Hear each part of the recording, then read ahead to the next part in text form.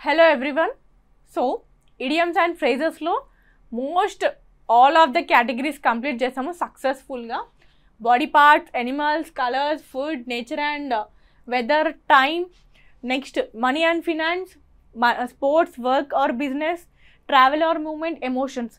So లాస్ట్గా మనకి ఒక్కటే ఉంది, idioms from proverbs and wise sayings. సామెతలు అంటే మంచి మంచి విషయాలు, దాంతో ముడిపడి ఉన్న ఇడియమ్స్. ఓకే, సో ఈ సెషన్ తోటి మన ఈ ఇడియమ్స్ అండ్ ఫ్రేజెస్ అనేది ఎండ్ అవుతుంది. సో ఎవరైతే ఈ వీడియోస్ అన్ని అంటే ఈ కేటగిరీస్ అన్ని చూడలేదో, మనం ప్రతి ఒక్క కేటగిరీకి ఒక్కొక్క వీడియో చేస్తాము. సో అవన్నీ చూసేయండి.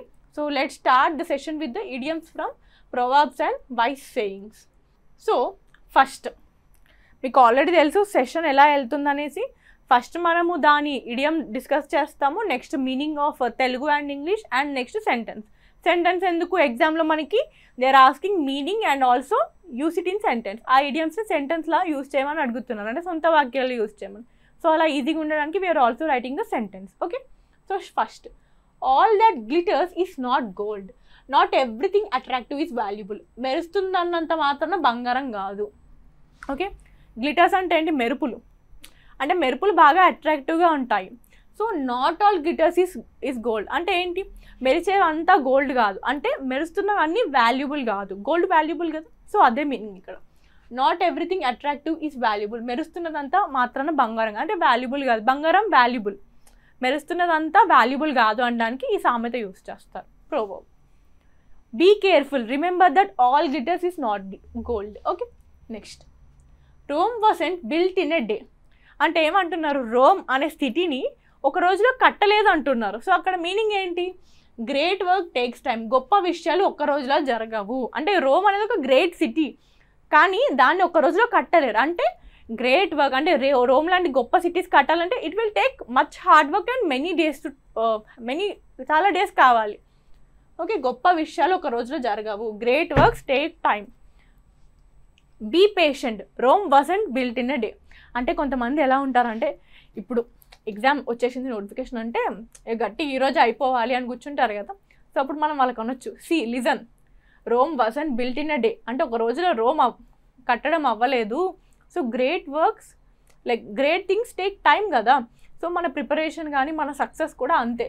It won't be happen in a day. Like మన ఎఫర్ట్స్ని కానీ మన హార్డ్ వర్క్ అంతా మూటగట్టుకొని ఒక రోజులో మనకు ఆ ఫలితం అనేది ఉంటుంది.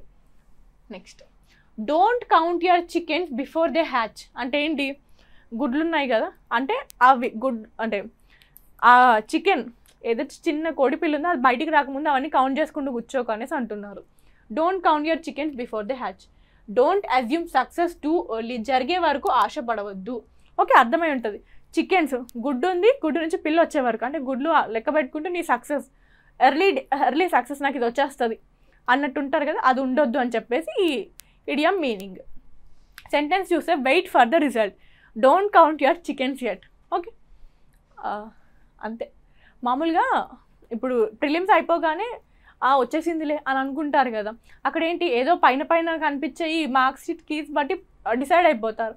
కానీ థింగ్ ఏంటి? రిజల్ట్ వచ్చాకే కదా మనకు అసలైన రిజల్ట్ అంటే ఏంటో తెలుస్తుంది. అప్పుడు ఏం చేస్తున్నారు? Like initially they are counting their chickens before they hatch. Okay, ఈజీగానే ఉంది గుర్తుపెట్టుకోవడానికి. Next, a bird in the hand is worth two in the bush. What you have is better than what you are chasing. అంటే చేతిలో ఉన్నదే మిన్న. ఎ bird in hand, చేతిలో ఉన్నది better, నీ పరిస్థితులు బెటర్ అనడానికి, నీ చేతిలో ఉన్నది బెటర్ అనడానికి ఈ ప్రోవర్బ్ అన్నమాట. ఎ bird in hand is worth two in the bush.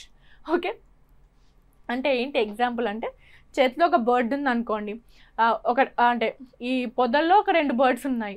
So వీటికంటే నీ చేతిలో ఉన్నది బెటర్.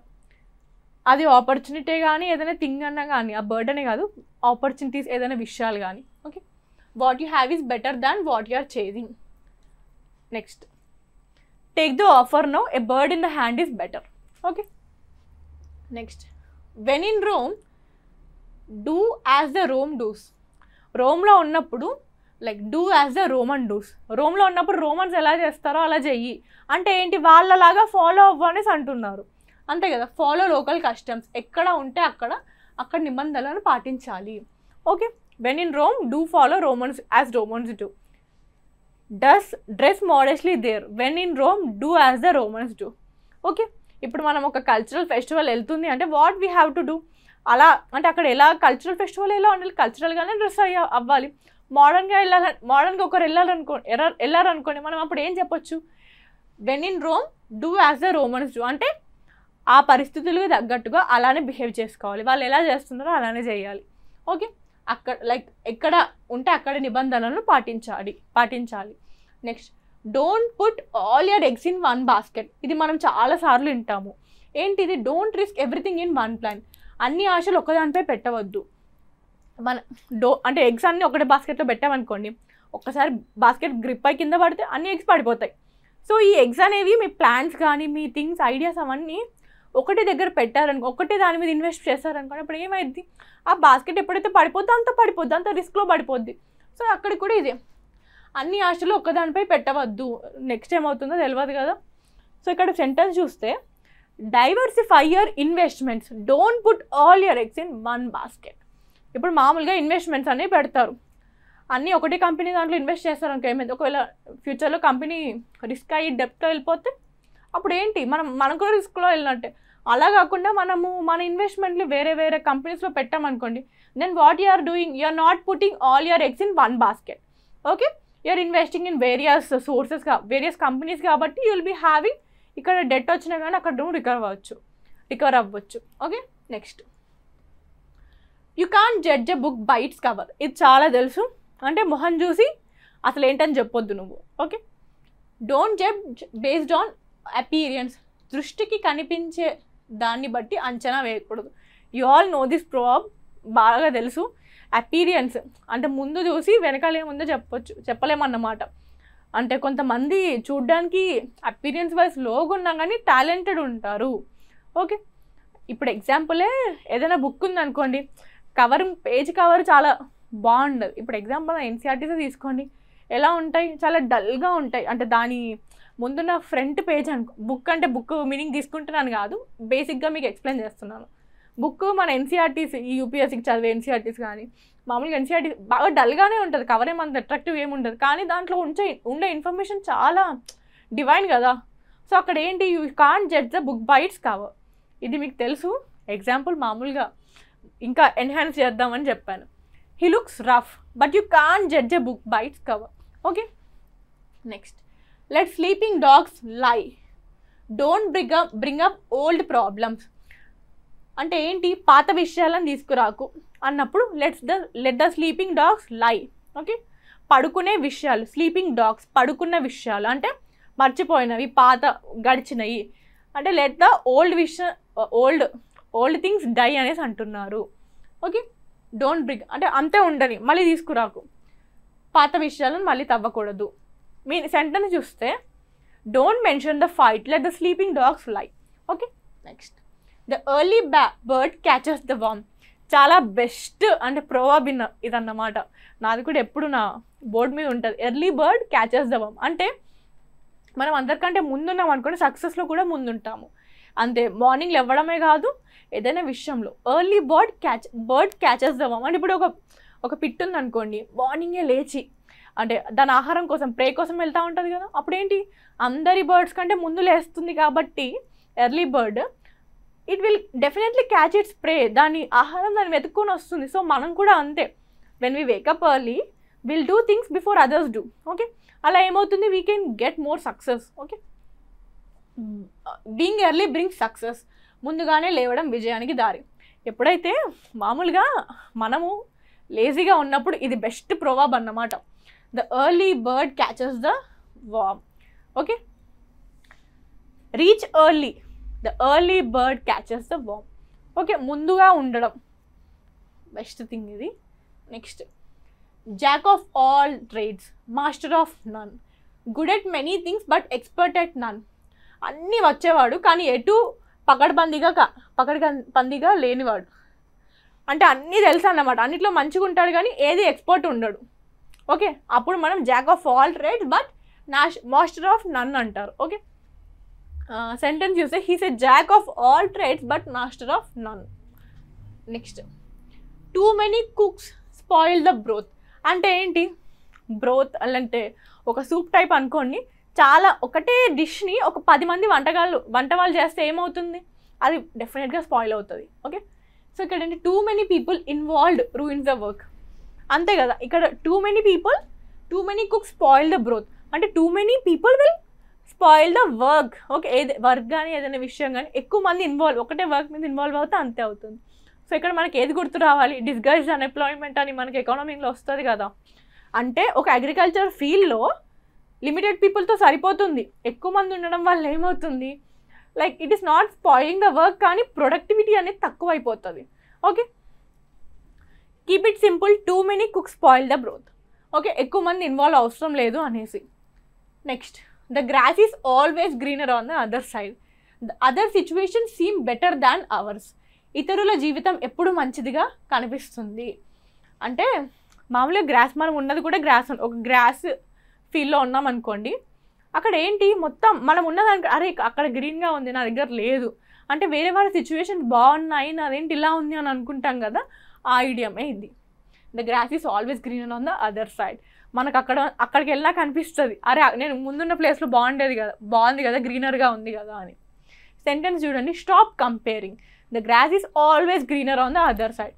అంటే ఇక్కడ ఉన్నావు కాబట్టి అక్కడున్న సిచ్యువేషన్స్ నీకు బెటర్గానే కనిపిస్తాయి. లుక్ బిఫోర్ యూ లీప్ అంటే ఏంటి, థింక్ బిఫోర్ యాక్టింగ్, ఏదైనా చేయడం ముందు ఆలోచించాలి.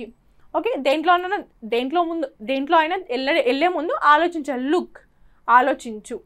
Okay, look before acting. Don't rush, look before you leave. Okay, next, one man's trash is another man's treasure అంటే వాల్యూ ఈజ్ సబ్జెక్టివ్. అంటే ఒకరికి అది చెత్తలాగా అనిపించినా కానీ వేరే వాళ్ళకి అది ప్రిషియస్గా మారచ్చు. ఓకే, ఎవరికైతే విలువ లేదో మరొకరిది అది విలువైనది.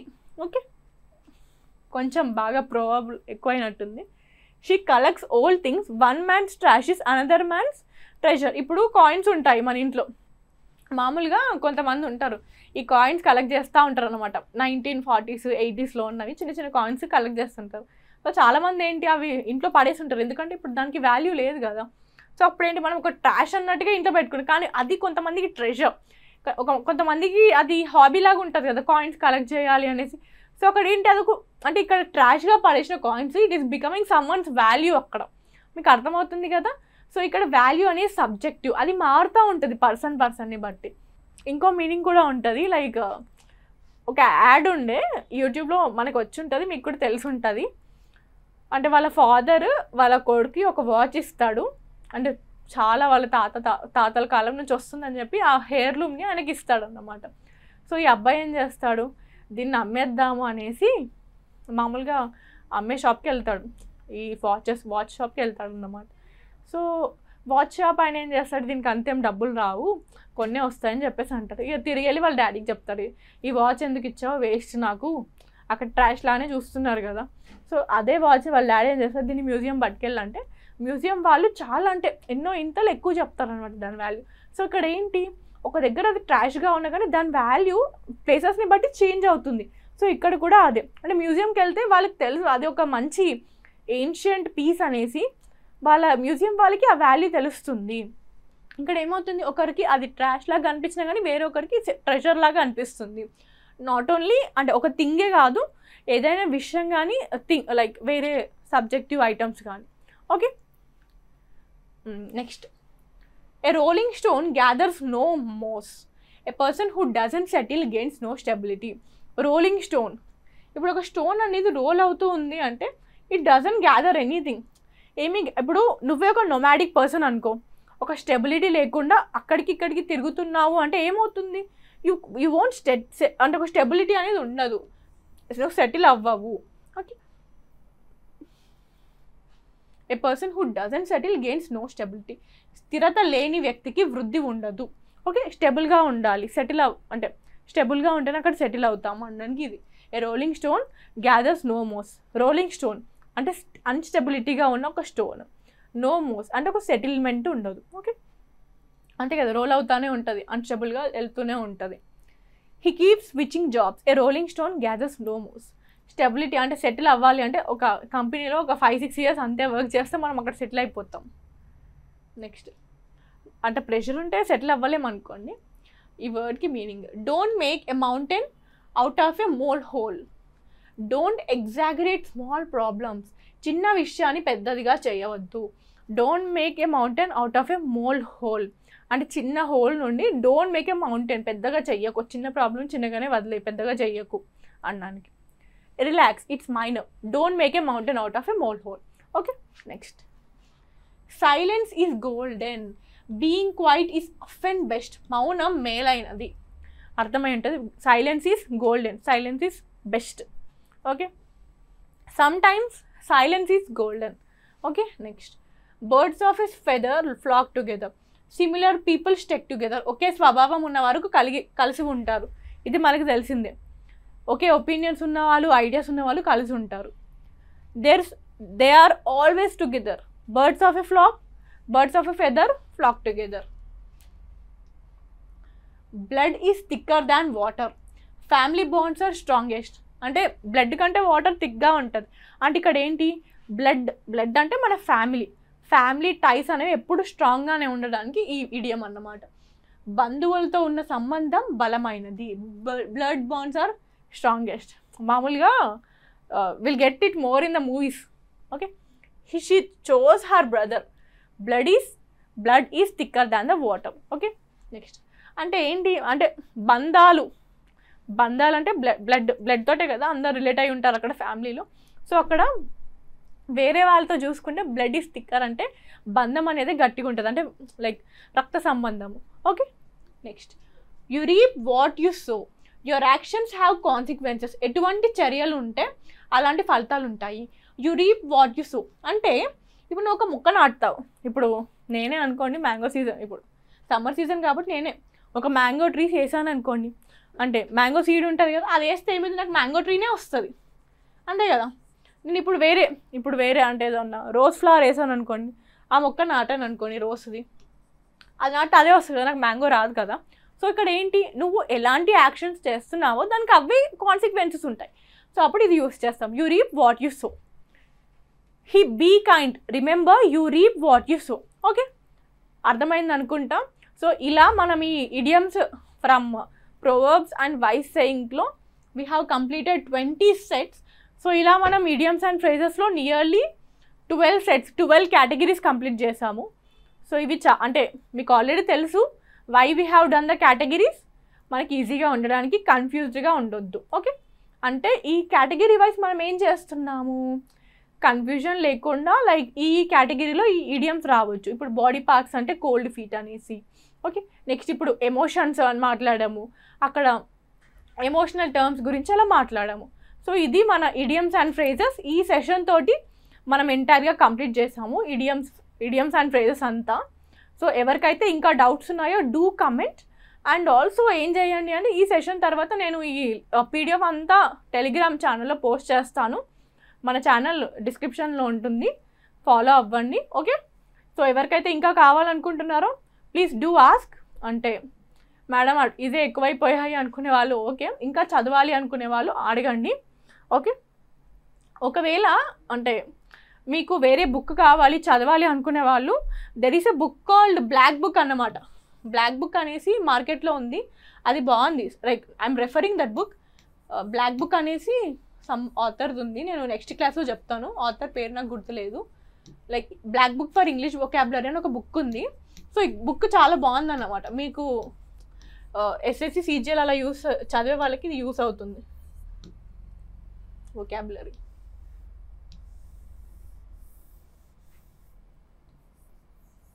ఓకే, బ్లాక్ బుక్ అనేసి ఒక బుక్ ఉంది, ఇట్ ఈస్ గుడ్ అన్నమాట. ఈ ఇడియమ్స్ అండ్ ఫ్రేజెస్ ఎక్స్టెన్సివ్గా కవర్ చేస్తారు. Okay, so this is the session. Do like, share and comment. Okay.